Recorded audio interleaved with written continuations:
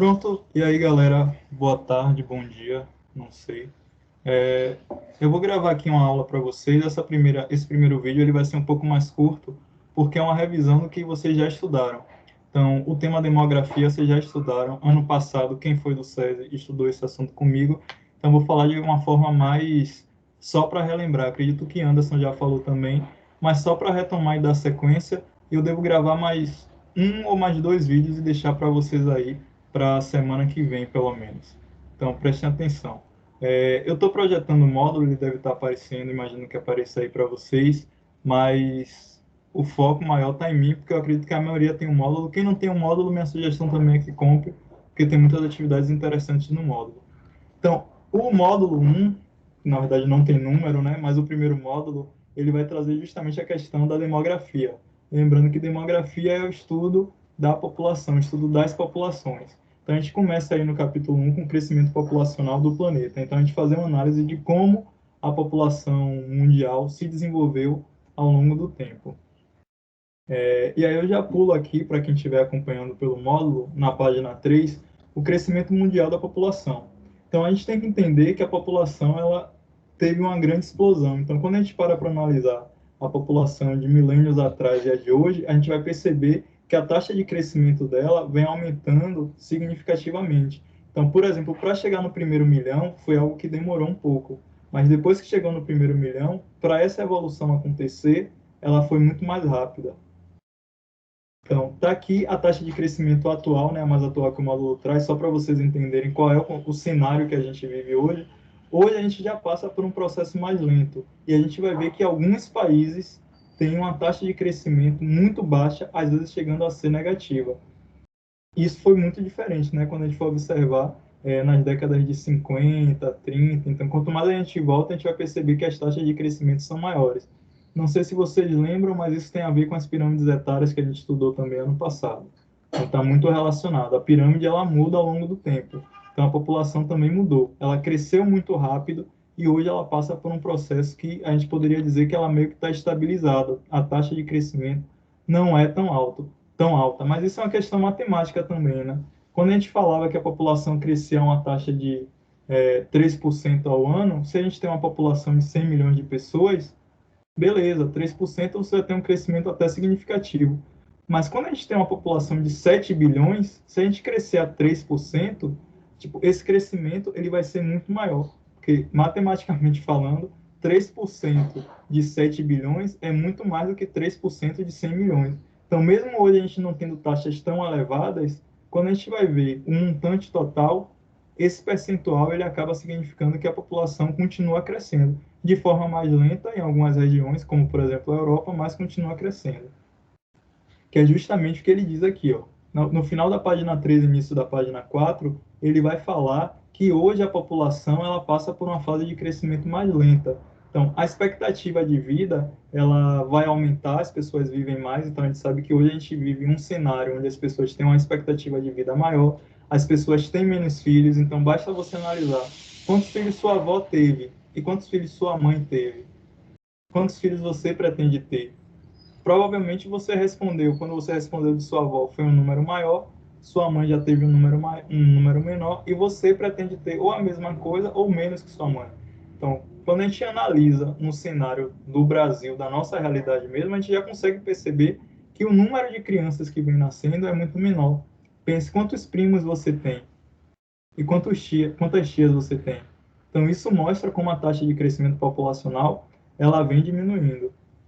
Então, isso aconteceu em diversos momentos da história, por diversos fatores, mas a gente vai focar mais nesse momento atual, que é justamente o que a gente vive, né? Muito mais interessante a gente compreender como funcionam as questões demográficas atuais do que como foram as questões demográficas de 100 anos atrás. Anderson talvez aprofunde um pouco mais com vocês isso. E aí a gente vai ver que vem um crescimento acelerado. Então, primeiro, as questões sanitárias elas vão influenciar, então a gente vai perceber que hoje a gente tem mais acesso à saúde. A gente vive uma grande pandemia, por exemplo, mas que ainda não chega perto do que foi a gripe espanhola ou do que foi a peste negra. Então, foram pandemias que mataram muito mais porque a gente tinha condições sanitárias menos favoráveis do que temos hoje. Então, isso é algo que influencia na taxa de crescimento. a qualidade de vida, a expectativa de vida, acesso à informação, isso influencia, de certa forma, no crescimento da população. E eu queria que vocês focassem aí nessa tabela que tem na página 4, que ela vai mostrar a população, o crescimento populacional de 1.800 até 2020, 2024. Então, o que a gente observa a gente estava no primeiro bilhão, em 1.800, e para chegar no segundo bilhão, levou muito tempo. Então, foram 123 anos para a gente sair do 1 bilhão para 2 bilhões. 123 anos. Para sair de 2 bilhões para 3 bilhões, a gente percebe que já teve um aumento muito mais rápido. Então, desce de 123 para 23 anos. E aí, de 3 para 4 bilhões, a gente vai ter só 15 anos. Então, caiu pela metade o tempo e a população aumentando 1 bilhão. Então, a população ela vem crescendo de forma mais rápida. E isso, vocês têm que observar, todos os aspectos vão influenciar, socioeconômicos, culturais, sanitários, todos eles vão contribuir para isso. E, segundo as previsões, até 2024, a gente já vai chegar na casa dos 8 bilhões de pessoas no nosso planeta. Então, de 2011 para 2024, a gente cresceu mais 1 bilhão. Então, a gente percebe que a gente tem um crescimento exponencial. Matemática, né? Dá para fazer uma relação boa com matemática aí, esse conteúdo. Até porque quando a gente for olhar as teorias, tem a teoria que a população cresce em uma progressão geométrica e os alimentos crescem em uma progressão aritmética, matemática pura, que são as teorias demográficas. Vocês devem lembrar, quem tiver acesso, eu vou até procurar esse vídeo da aula do ano passado. Se eu conseguir achar, eu posto para vocês também assistirem, sobre as teorias demográficas. Em resumo, eu vou falar aqui das teorias malthusianas, que são as mais criticadas, né? Porque Malthus ele disse que o problema do desenvolvimento vai estar basicamente relacionado às populações pobres, principalmente as populações da América e da África, e ele dizia que a população estava crescendo muito rápido, mas só que a gente não tinha os alimentos acompanhando essa taxa de crescimento, o que é uma mentira, porque quando a gente vai analisar, a gente sabe que existe terras agricultáveis suficientes e existe alimento suficiente para a população toda. A grande questão é o quê? A questão é que a gente vive em um sistema capitalista e a gente vende para quem tem dinheiro. Então, muita gente acaba não tendo acesso aos alimentos. Depois, Malthus, ele meio que reformula isso.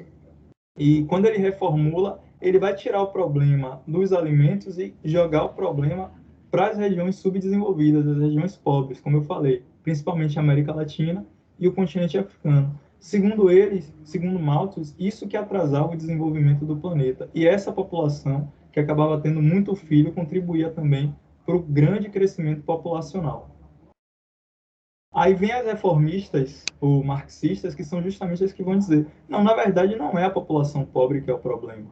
O problema é você não ter estrutura para o crescimento populacional. Por exemplo, você tem uma população e você não dá acesso à saúde, você não dá acesso à educação, as pessoas não têm planejamento familiar. Então, a falta de estrutura que o Estado fornece para a população vai contribuir para que a população cresça. Então, não é porque existem pessoas pobres que a população cresce muito, é porque o Estado não fornece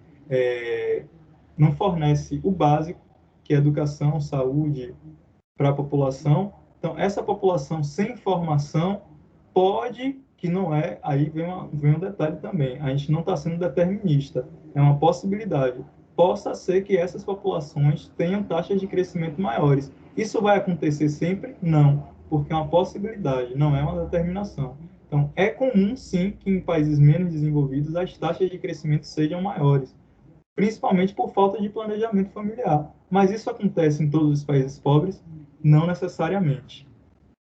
E aí vem os modelos de transição, né, que eu acho que vocês já discutiram isso com o Anderson, que é justamente a fase que a gente vai passar. A gente vai ter, em alguns momentos da história, um crescimento muito grande da população, depois a gente passa por momentos onde a população ela começa a declinar. Então, as taxas de crescimento vão diminuir. Se a gente for observar por regiões no planeta, a gente vai ver isso de forma muito mais clara. Se a gente pega, por exemplo, a América Latina ou a América do Sul, dando foco para o Brasil, a gente vai perceber que o Brasil passou por um processo de crescimento acelerado, depois, com a chegada dos métodos contraceptivos, planejamento familiar sendo introduzido nos postos de saúde, educação sexual trabalhada na escola, os direitos das mulheres sendo conquistados. Isso vai fazer com que a taxa de crescimento populacional ela acabe declinando um pouco. E o país hoje, se a gente for observar, depois eu quero mostrar isso para vocês, a pirâmide etária, a gente vai perceber que a taxa de crescimento, a taxa de natalidade diminui, e isso faz também com que a pirâmide se estreite. E, além disso, a gente vai observar que a qualidade de vida aumenta, a gente tem mais acesso à saúde também, mais acesso a remédios, políticas públicas que contribuem para a vida das pessoas, e a gente vai perceber que o topo da pirâmide ele começa a se alargar. Então, a gente tem uma população idosa maior e a gente começa a ter uma população jovem cada vez menor. Isso é algo que a gente está falando, o Brasil está passando por uma transição, por uma desaceleração do crescimento populacional. Quando a gente vai observar na Europa, a Europa já passou por esse momento. Então, grande parte da Europa já passou por essa desaceleração e, de fato, hoje a gente tem uma pirâmide com a base muito mais encolhida e o topo muito mais alargado. E aí vem minha dica: respondam às atividades do módulo. Vocês estão vendo aí, não sei se está visível para vocês, mas tem muita atividade interessante. Tem questões do Enem, inclusive, se vocês tiverem dúvida nesse momento, vocês podem me perguntar sobre essas questões. Não tem problema, perguntem no privado que eu respondo a vocês, tiro dúvidas sobre as questões. Depois eu gravo outro vídeo, vou gravar em sequência aqui outro vídeo para deixar para vocês em relação à distribuição da população mundial. Valeu? Então é isso.